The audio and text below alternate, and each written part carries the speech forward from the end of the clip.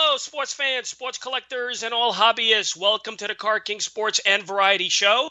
I am your host, the Catman, Brian Cataquet, a.k.a. the Card King. We are live on ABC's KMET 1490am.com.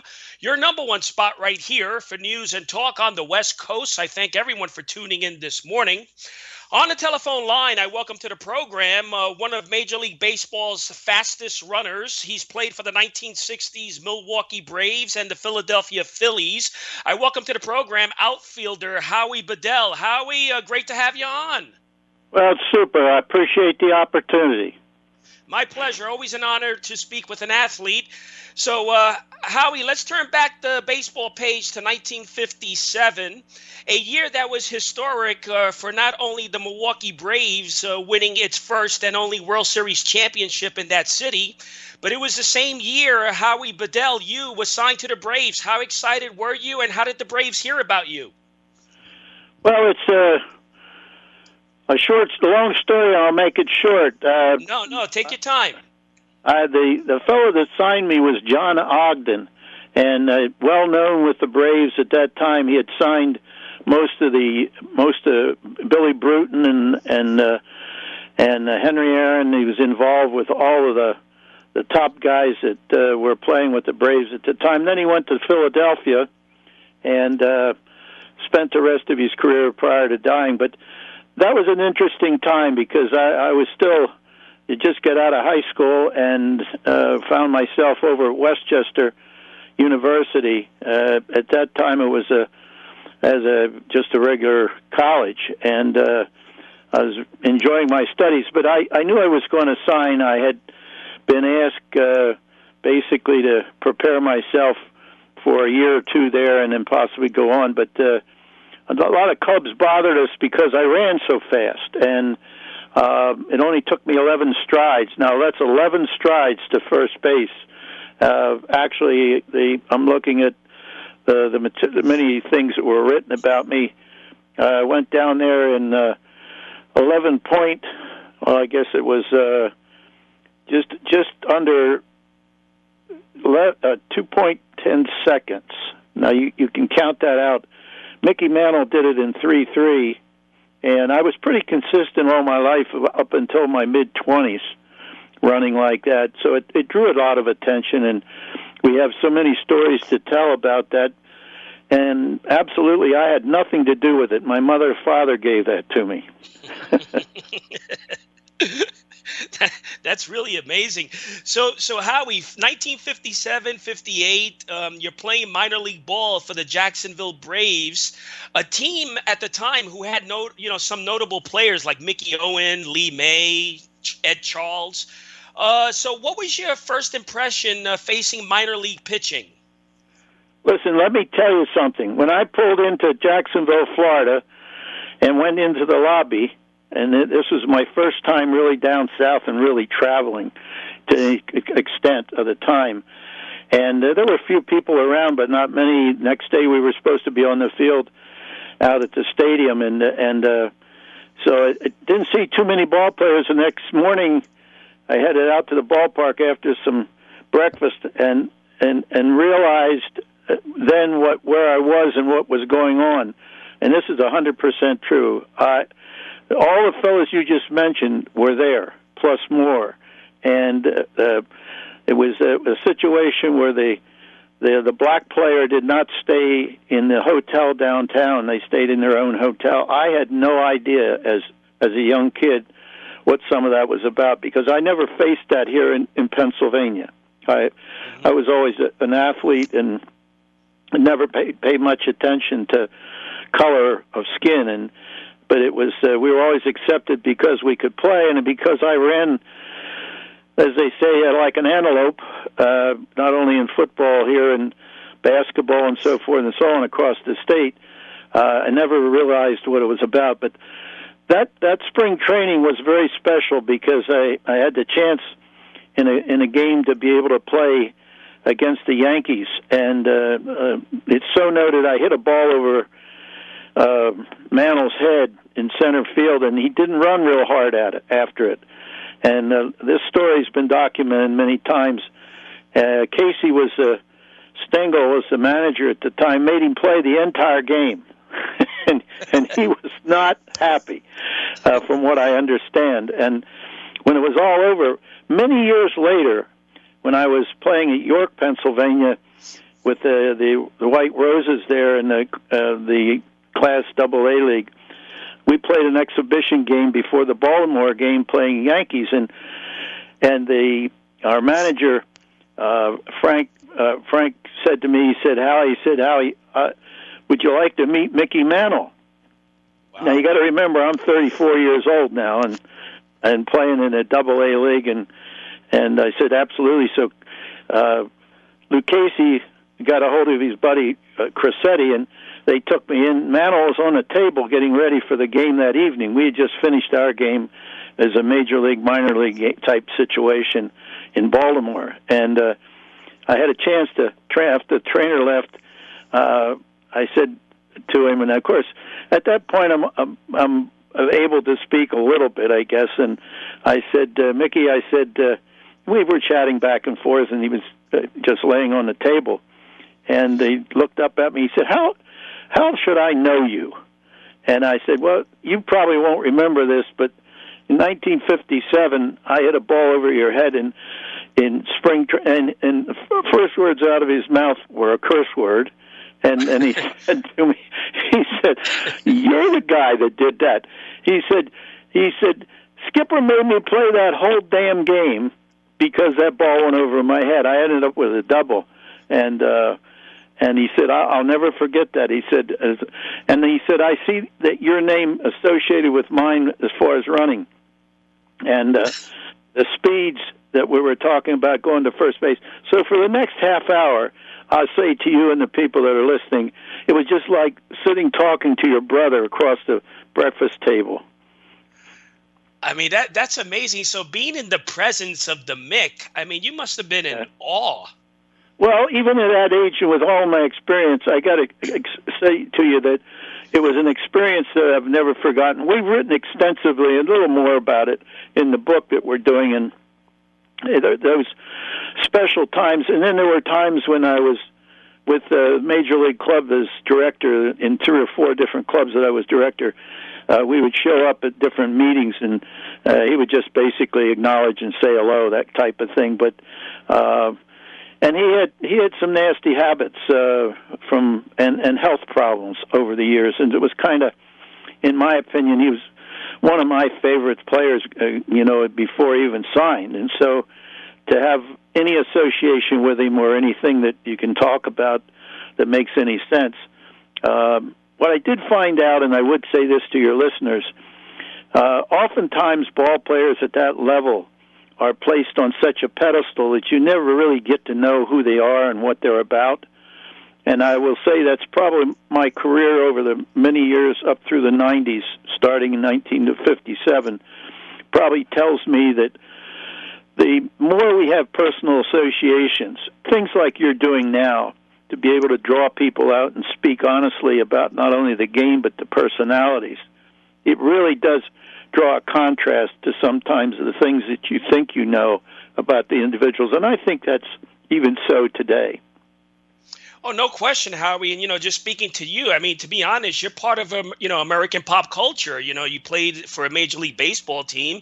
And, I mean, you played with such iconic players. And just making it to the major leagues, I mean, I've been told so many times that, the chances of making it to the majors is like getting hit by lightning. It's so difficult. Yeah. Well, there's probably some truth in that. But there's more of opportunity for young people if they're athletes and play the game, to have the chance to play professionally based on the number of places to go. Now, in my day to initially start, there were only 8 teams in each league, so it made it very difficult. Plus, there was a lot of clansmanship in relationship to the organizations. The owners were very clannish, and if you did want something in one organization, it was known throughout all the owners. And the owners were older ownership with some financial support. Today, there's more conglomerate and almost unknown to the individual baseball player who he's really working for, other than he's playing for a town and have a certain personnel he meets. And it really has changed tremendously, particularly in the last 15 years. We're talking with Howie Bedell, who played for the 1962 Milwaukee Braves, 1968 Philadelphia Phillies, who's on the telephone line. Howie, 59, I want to, bring this up because this year you had a solid year. You're playing at, with the Austin Senators, and you performed solidly that year at 59, batting nearly 300 in 102 games. And, Ernie White was the manager, I believe, at the time. Right. How was that season for you? I mean, you batted nearly 300, so you did well. Well, it was a great year. I hit over 300, but I had hitting streaks there that pretty much were interesting, that led me to the following year.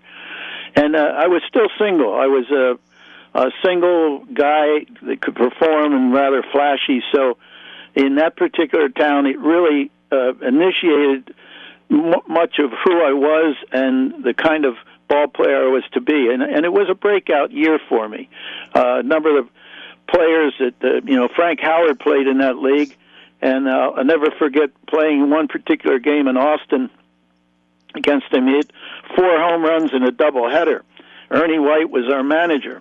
And after the first 3 home runs in the first game, and we were getting ready for the second game, he made mention to our pitcher that he wanted definitely pitch to him and see. And Ernie, you have to know Ernie.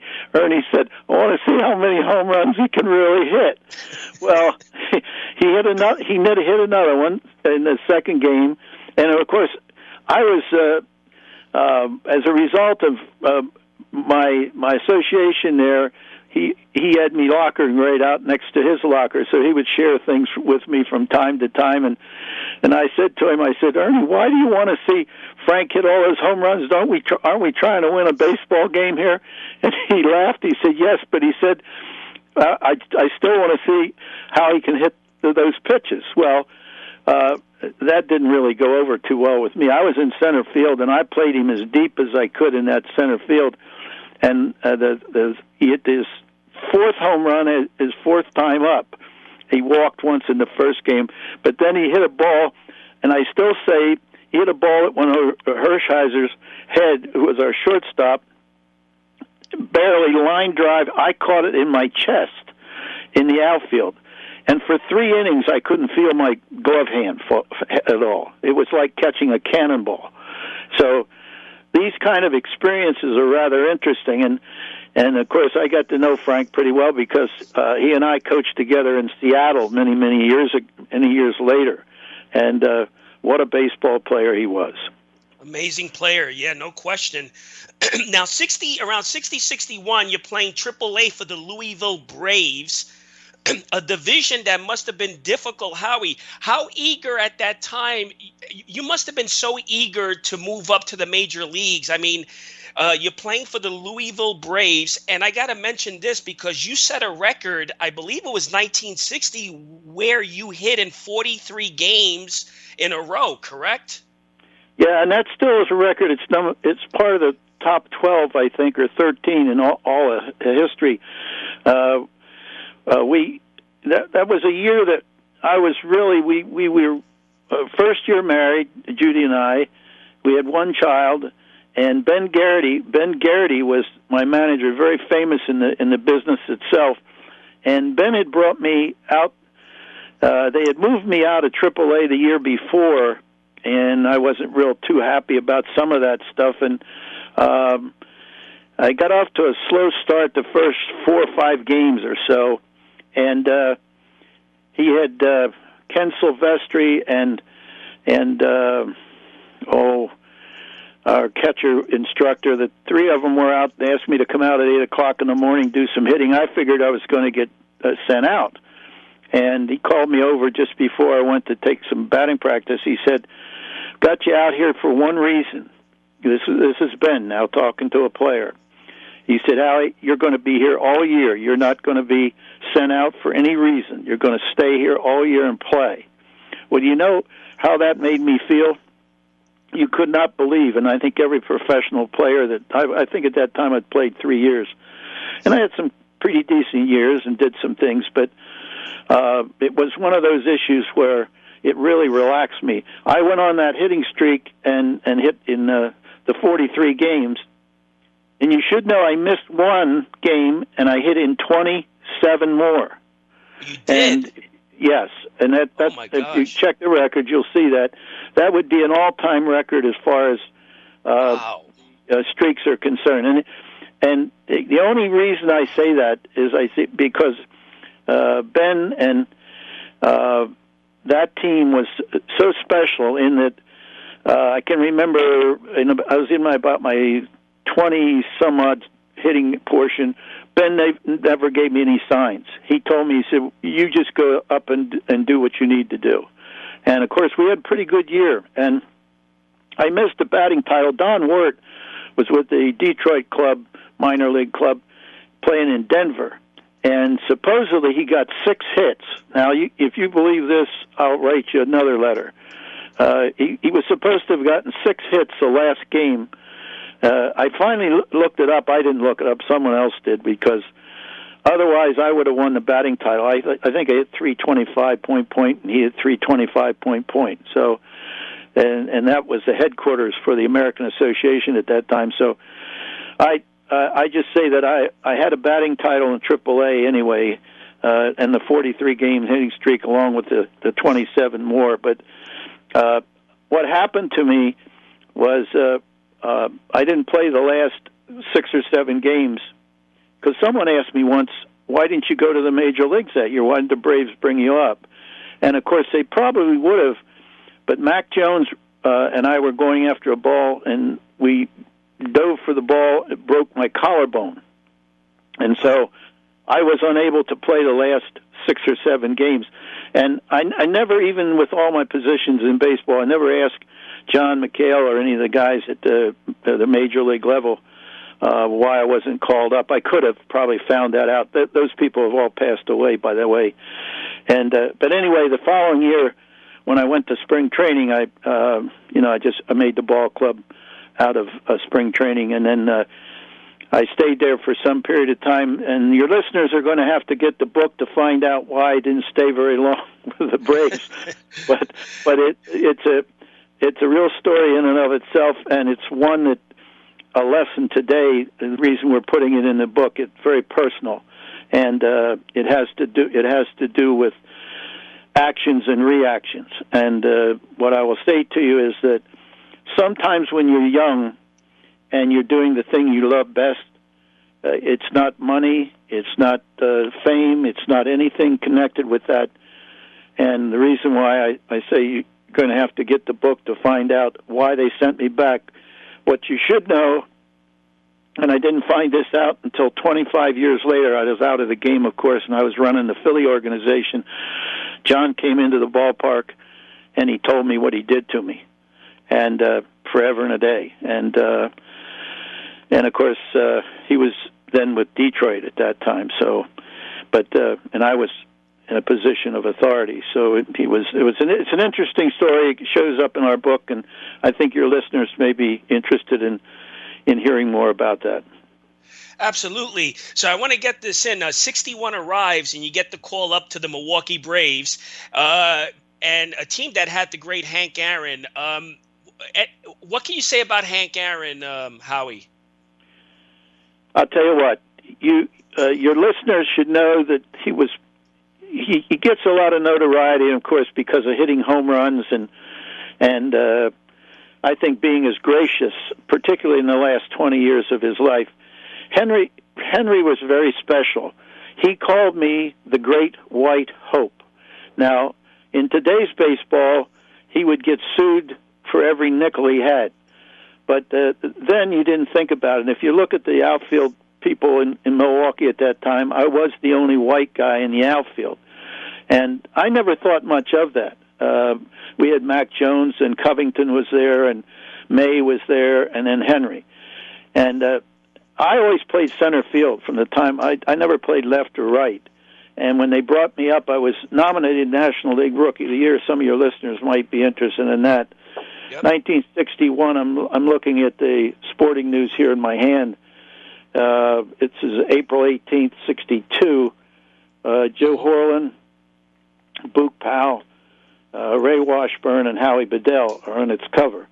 And we were nominated that particular time. So I was highly touted, and they did not play me in center field. I'd been a center fielder all my life, and they played me in left field. Henry played center until he ran into the wall, and they let me play center field for about 2 weeks until he got back instead. But when you say Henry Aaron, you're talking about the best of the best. He used to kid me when he called me the Great White Hope. I don't think he meant it in the way it may sound, and I never took it that way. He was fully supportive. In fact, he and Eddie did one thing to me in spring training, Mathews. They wanted to hit Pepper, and this was early. This was before they brought me up. 2 years before I was in spring training with the Braves down in Bradenton. They wanted to hit Pepper, and so they grabbed a hold of me and said, "Come on, we're going to go hit Pepper." Well, I had never hit Pepper with two people like this, and of course I was kind of starstruck, if you were really get down to it, to some extent, which is probably pretty normal. And when Eddie went to hit, Hank said, "Do you want to I like to have two hoppers." And of course, Eddie hit him two bouncers from the Pepper bat. When Henry hit, Aaron hit, Mathews said, "I'll take one hoppers." Then they handed me the bat. What the heck do you think I was thinking? I had no clue. They didn't ask me to do anything. My main objective was to make sure that the two guys standing in front of me could field the ball.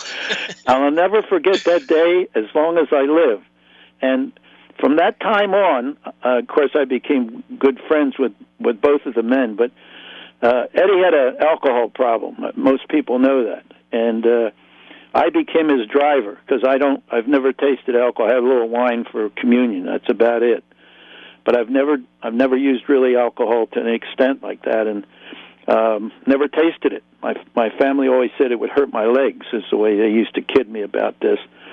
So I became his driver, and so I became very much associated with him for the 3 years in spring training, and then in my first year. So that first year in 62 rather, something new in 62, being with those two guys, and of course that great Brave ball club was something else with Spahn and Burdette and Buell. I've got stories on those three guys that would just amaze your listeners. And again, we're putting this in the book, so I know you didn't call about the book, but there's so many things. Those were really super players, and my whole thing today is when I think about that time and the career and the association with those players, and then of course the roles that I played many years later up through the 90s in baseball, the contrast is completely changed. Everything has really turned around. Yeah, no question. And Howie, you're also in the record books. I mean, forever, your name, Howie Bedell, and Don Drysdale, I mean, it will always be linked together. Tell our audience about the game with Don Drysdale.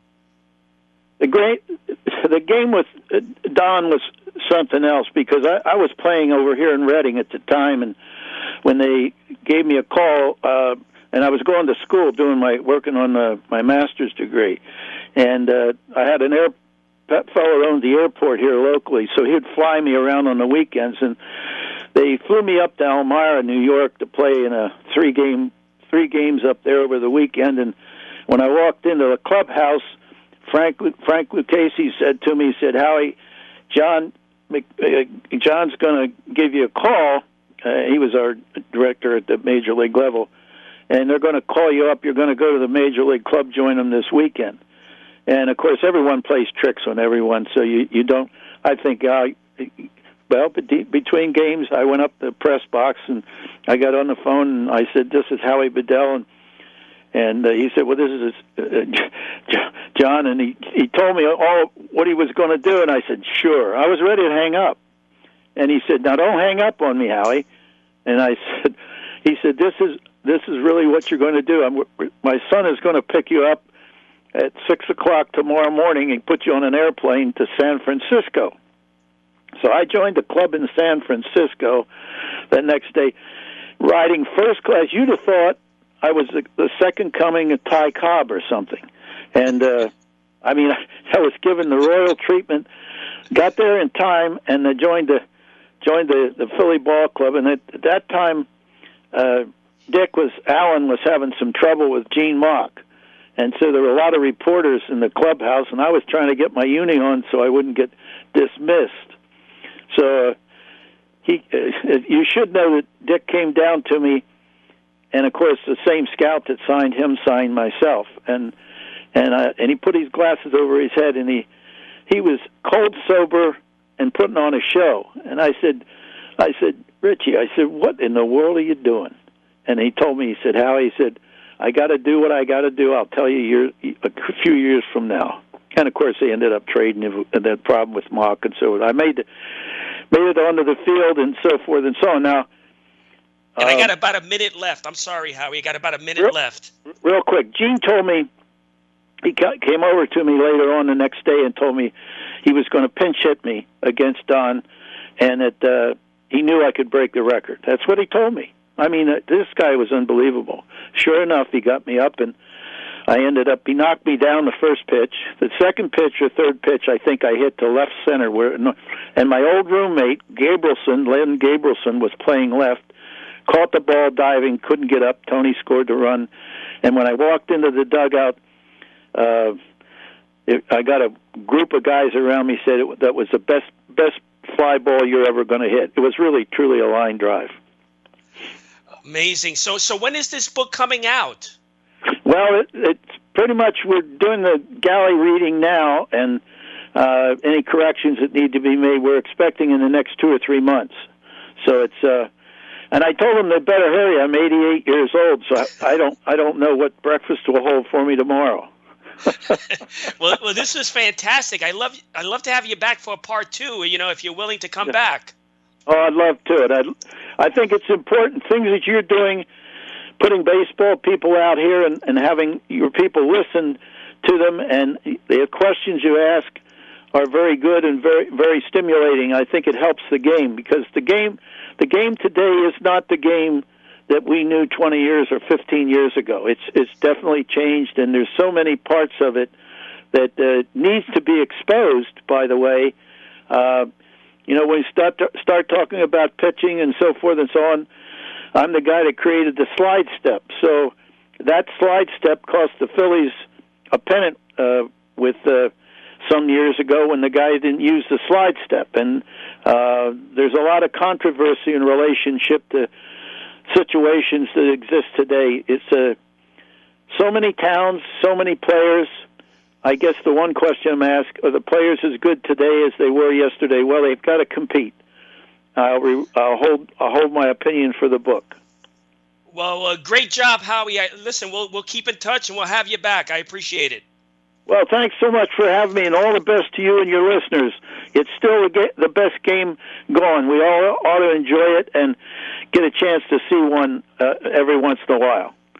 Thanks, Howie. Great job. That was Howie Bedell of the 1962 Milwaukee Braves, 1968 Philadelphia Phillies. Until next week, happy collecting to all.